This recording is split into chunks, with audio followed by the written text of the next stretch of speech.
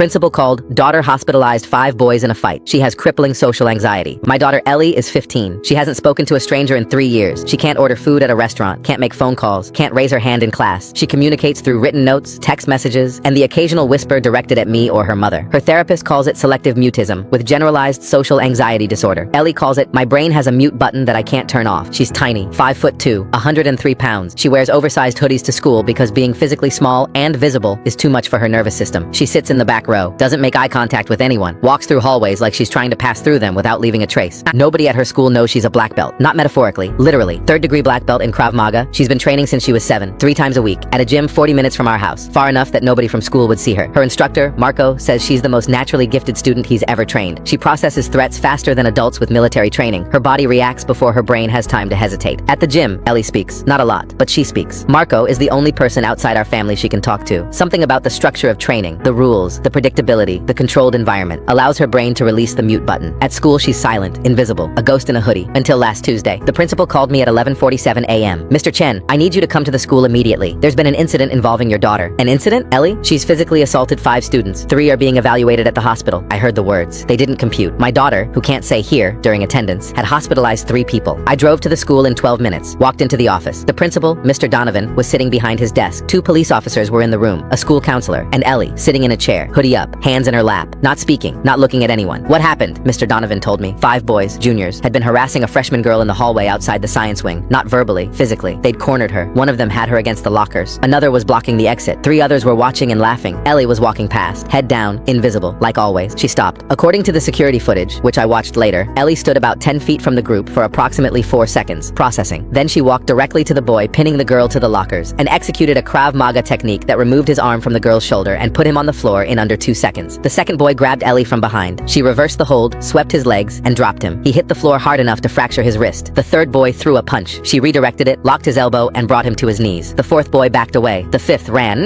The girl who'd been pinned against the lockers was free, standing behind Ellie, untouched. Total elapsed time on the security footage, 11 seconds. 5 boys, 1 girl in an oversized hoodie, 11 seconds. Your daughter put 3 students in the hospital, Mr. Donovan said. 1 has a fractured wrist, 1 has a dislocated shoulder, 1 has a concussion from hitting the floor. And the girl they were assaulting? She's unharmed. Then my daughter did exactly what she was supposed to do. She used excessive force. She used proportional force. 5 boys, 1 girl, against a locker. Ellie is 5'2". She used the training necessary to neutralize a threat that outnumbered and outweighed her. She's being suspended pending review. For stopping an assault? For the injuries? The injuries to the boys who were assaulting a girl? The police officers reviewed the footage, both of them, in front of me. They watched the 11 seconds 3 times. Then they looked at each other. Sir, this is textbook self-defense and defense of a third party. The initial aggression was committed by the 5 boys. Your daughter intervened when a student was being physically restrained. She's trained, Krav Maga, 3rd degree black belt, at 15. Started at 7. The officer looked at the footage again. In my 20 years, I've never seen a civilian execute a defense sequence this clean. She didn't chase, didn't escalate after the threat was neutralized. She stopped the moment the last boy disengaged. The 5 boys were suspended, not Ellie. The review found that her actions constituted defense of a third party. The force was proportional. The restraint was appropriate. She stopped when the threat stopped. The girl, her name was Maya, came to our house that weekend with her mother. They sat in our living room. Maya was crying, not from fear, from gratitude. She saved me. I was pinned against the lockers and nobody was stopping it. Then she appeared, like out of nowhere. She didn't even say anything. She just handled it. She doesn't speak at school, I explained. I know, everyone knows she doesn't talk. That's what made it scarier for them. She didn't say a word, didn't yell, didn't scream, just moved. Ellie was upstairs. She'd been listening from the hallway. She came down, stood in the doorway, hoodie up, hands in her pockets. Maya looked at her. Thank you. Ellie didn't speak. She nodded, once, small. The nod of a girl whose body could hospitalize 5 people but whose voice couldn't order a sandwich. Maya hugged her. Ellie froze. Then, slowly, her arms came up. She hugged back. The first voluntary physical contact with a peer in over a year. They're friends now. Maya sits with Ellie at lunch, not talking, just sitting, being present, understanding that friendship with Ellie isn't about words. It's about proximity, about choosing to be near someone who can't ask you to stay, but needs you to. Ellie's therapist said the incident was a breakthrough paradox. Her anxiety prevents her from speaking, but her training overrides the anxiety when someone else is in danger. Her voice freezes. Her body doesn't. She can't ask for help for herself, but she can become help for someone else. Marco, her instructor, called me after he heard. I always knew she'd use it someday. I just thought it'd be in a competition, not a hallway. 5 boys in 11 seconds. That's my girl. Last week, Ellie did something she hasn't done in 3 years. She raised her hand in class. The teacher almost fell out of her chair. Ellie didn't speak, just held up a written note. Can I go to the bathroom? A written note, held up voluntarily, in front of 30 students. A girl who'd been invisible for 3 years chose to be seen, and the teacher who almost fell out of her chair will never understand that a bathroom request from Ellie Chen was braver than anything that happened in that hallway, because the girl who hospitalized 5 boys with her hands was finally learning to raise one.